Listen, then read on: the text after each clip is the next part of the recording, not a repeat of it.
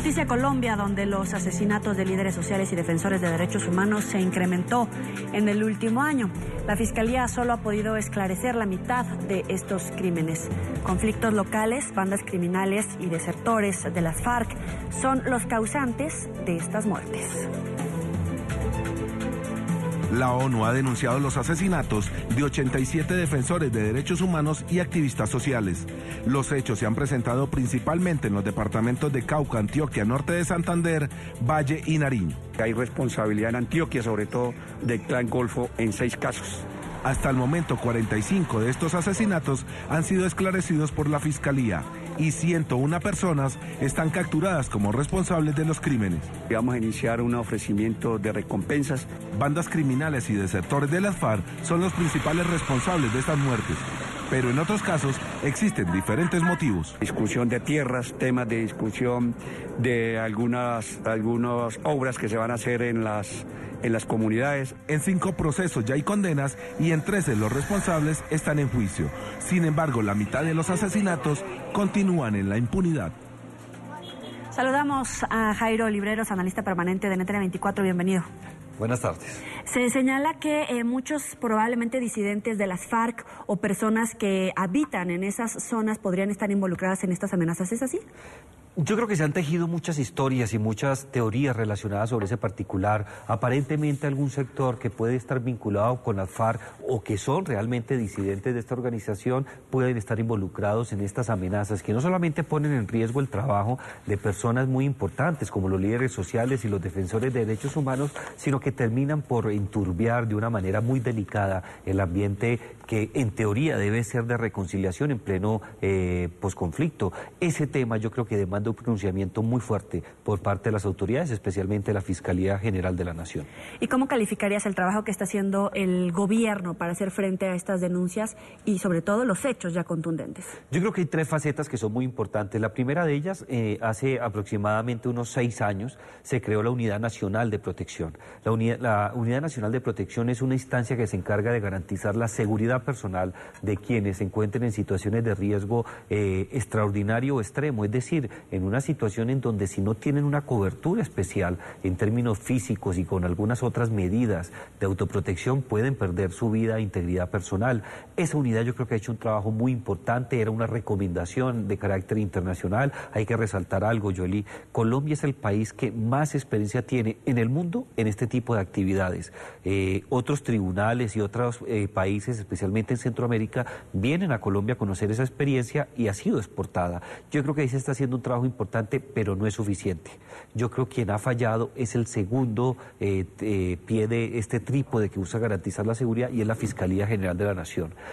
Para muchos expertos sobre este tema que hemos consultado, el tema realmente, la verdadera garantía de seguridad es que la Fiscalía logre identificar quiénes son las personas que hacen este tipo de amenazas, las judicialice y las lleve ante los jueces penales para que se hagan los procedimientos correspondientes y se determinen las condenas. Yoli, si nosotros no logramos que se judicialicen a quien amenaza, difícilmente vamos a tener mejores garantías de seguridad. Y está el otro pie del trípode está relacionado con el gobierno. Yo creo que el gobierno, si bien tiene unos lineamientos claros sobre este particular, ha hecho falta una verdadera política pública. Si no tenemos una política pública integral que busque atender el tema de la seguridad personal, pero también de la seguridad pública en los entornos que son más críticos, las cosas no van a mejorar. ¿Habrá una cifra negra de personas que estén en riesgo extremo o las cifras oficiales de verdad reflejan la situación actual?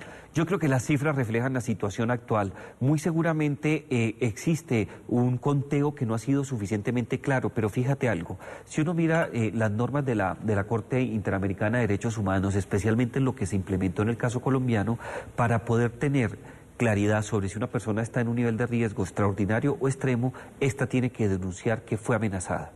Si no hay esa denuncia penal, no hay conteo. Y si no hay conteo ni denuncia penal, no puede existir un esquema de protección o por lo menos unas medidas de seguridad. Muy seguramente algunas personas consideran que están amenazadas, pero que ellas mismas digan que están en situaciones de riesgo extraordinario o extremo, primero es falso, segundo no es el procedimiento, es un procedimiento universal y en esa medida yo creo que si existe ese subregistro, yo creo que es pequeño.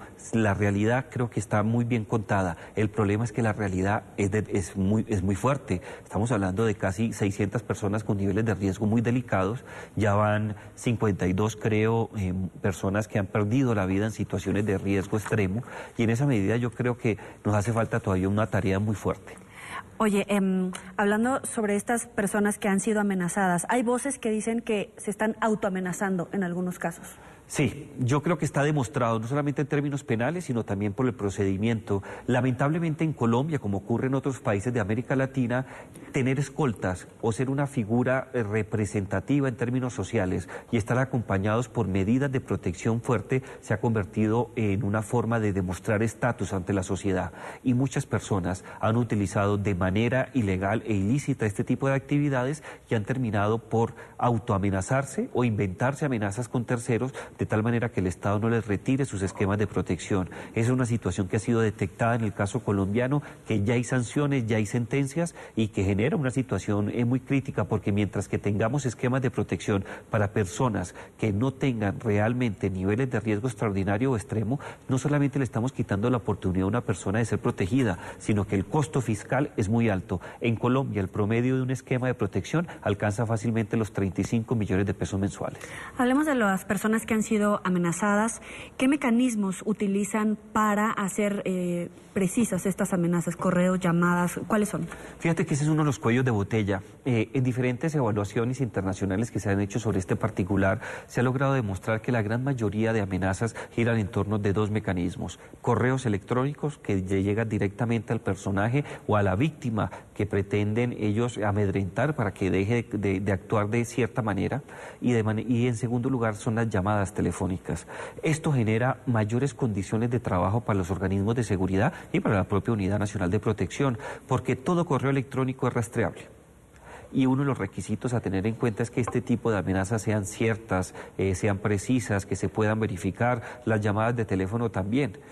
Independientemente que tú borres de tu teléfono celular la llamada extorsiva o la llamada amenazante, se puede, por los mecanismos administrativos que tienen los diferentes operadores móviles en el país, encontrar no solamente el número, sino que a qué operador corresponde, el lugar de donde se envió, y se hace una investigación. Ahí radican el número más importante de amenazas. Pero si lo pegamos a la pregunta anterior, Joely, vale la pena aclarar algo. Hay muchas personas que acuden al Estado diciendo que fueron amenazadas, pero al momento de verificar vía correo electrónico o por teléfono de dónde vienen las amenazas, y estas no existen, se complican las cosas. Existen panfletos, el voz a voz, bueno, una cantidad de mecanismos, pero correo electrónico y teléfono celular está la gran mayoría de fuentes de amenaza. ¿Qué porcentaje de todas estas denuncias ha logrado obtener una imputación y ya un juicio, un proceso como tal? Hasta hace aproximadamente unos 8 meses no teníamos imputaciones claras sobre este particular, cuando hablamos de temas relacionados con muertes de líderes sociales o de defensores de derechos humanos. Generalmente se dice que es la mano negra, pero la mano negra difícilmente se puede individualizar. Se dice que son las fuerzas oscuras del país, lo cual tampoco se puede individualizar. En el caso de los últimos 10 años, en pleno conflicto armado del país, solamente se tiene conocimiento de una sentencia de alguien que, utilizando mecanismos de amenazas para amedrentar a estos líderes, fue detectado y fue encausado penalmente. De resto, total impunidad.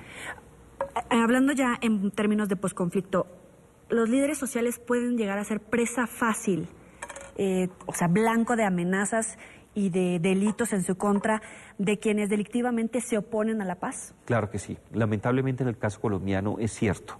Si uno mira los antecedentes, hay un tema muy sensible.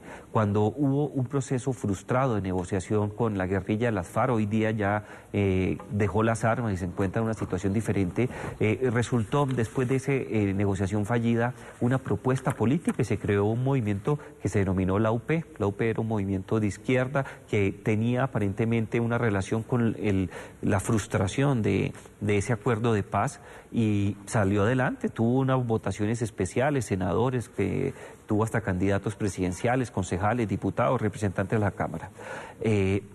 Los paramilitares en su momento dicen diferentes sentencias, aliados con las fuerzas militares, terminaron persiguiendo a esta gente y hubo un número muy importante de personas que perdieron la vida ejerciendo su cargo o en el exilio, tratando de esconderse. Ese antecedente es muy delicado. Y en segundo lugar, hay que tener en cuenta que la geografía colombiana se presta todavía para ello. Hay muchas personas que están en sectores rurales donde los mecanismos que hemos pensado en materia de seguridad para atender estos temas no han sido eficaces, de un lado. Y del otro lado, yo creo que todavía falta un apoyo social. Se requiere control social, se requiere apoyo de la ciudadanía y que la Fiscalía tenga mecanismos mucho más idóneos para que las investigaciones sobre las amenazas terminen realmente en sentencias. Hasta que no tengamos sentencias, no vamos a tener buenos niveles de seguridad.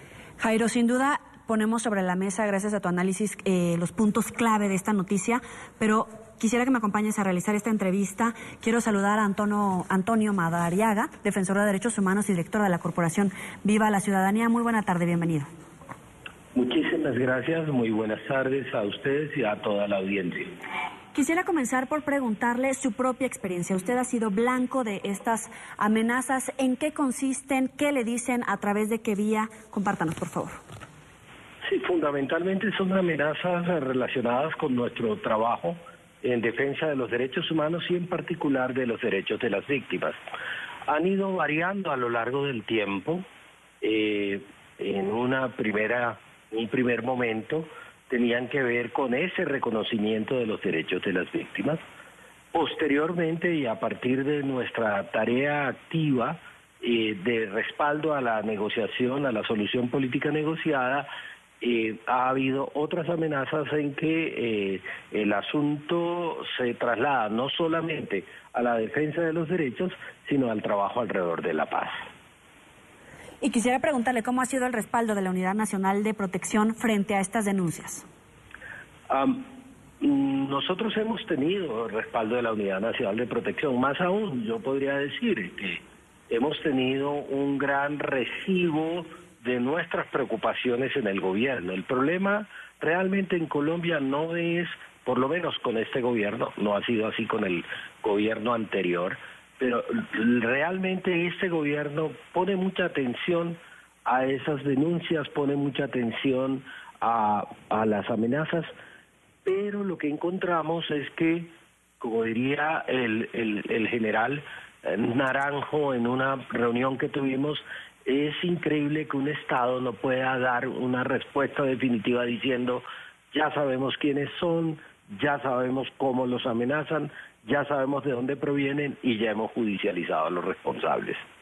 Señor Madariaga, el caso mío no es de los más importantes, por supuesto.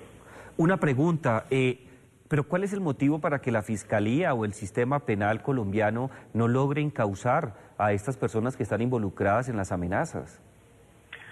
Yo me hago la misma pregunta. Por ejemplo, nosotros entre 2014 y 2015 recibimos un número de amenazas no menor a 7 y todas ellas provenían del mismo correo electrónico, águilasnegrasbloquecapital@gmail.com.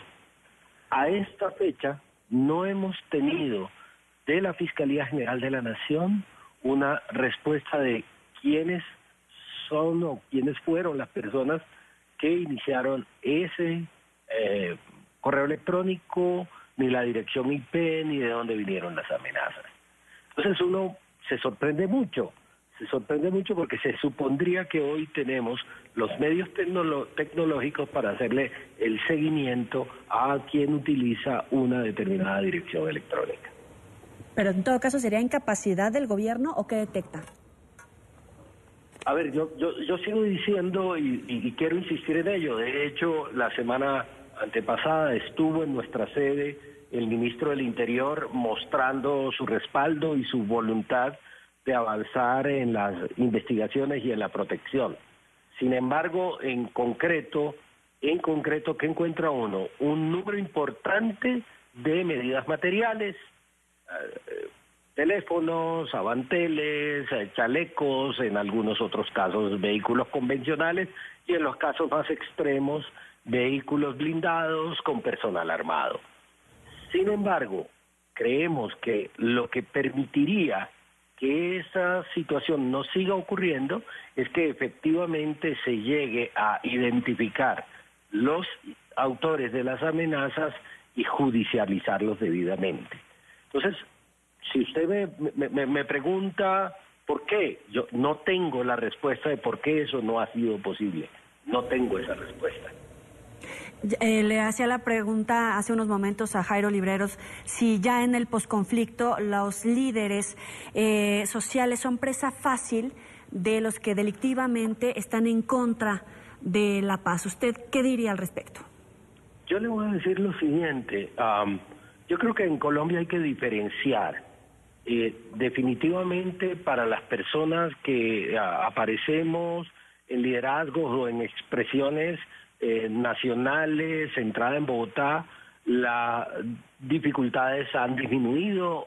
Hace mucho rato que no se produce un atentado contra uno o una de las dirigentes nacionales de los procesos, ya sea de víctimas o ya sea los procesos de defensa de derechos humanos o de derechos de las mujeres o derechos de la población LGBTI. Pero cada vez más esa situación de riesgo se ha ido trasladando hacia la periferia, hacia los municipios, y en particular ha aumentado el número de agresiones en los municipios donde el conflicto ha sido un conflicto muchísimo más intenso. Ese es un primer asunto que me parece importante señalar. Un segundo asunto que me parece importante señalar es que cada vez aparecen más distintos intereses que encuentran que es riesgoso el que una persona defienda los derechos en un determinado territorio, ya sea porque en ese territorio hay cultivos de uso ilícito, o son rutas del narcotráfico, o son rutas del contrabando, o son rutas o espacios que tienen que ver con despojo de tierra y en particular con las demandas de restitución de tierras.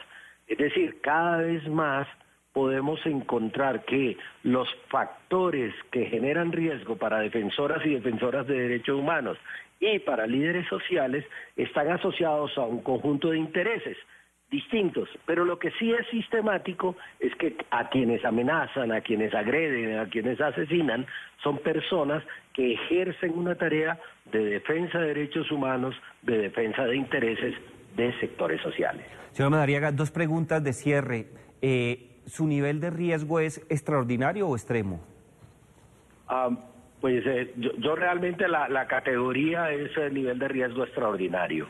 Por lo menos ese es el resultado de la evaluación que hizo la UNP y por la cual me asignó algunas medidas de protección. Ok, una pregunta, quizás desborda el plano profesional. ¿Usted se siente seguro con esas medidas de protección del Estado colombiano? Lo voy a decir de esta manera. Si yo no me levantara todos los días con la plena conciencia del valor de mantener la lucha por la defensa de los derechos humanos, no podría seguir haciendo el trabajo que estoy haciendo. Claro. Eso aumenta, por ejemplo, cuando viajo a algunas zonas del país, porque ese es un asunto en el que yo quiero insistir.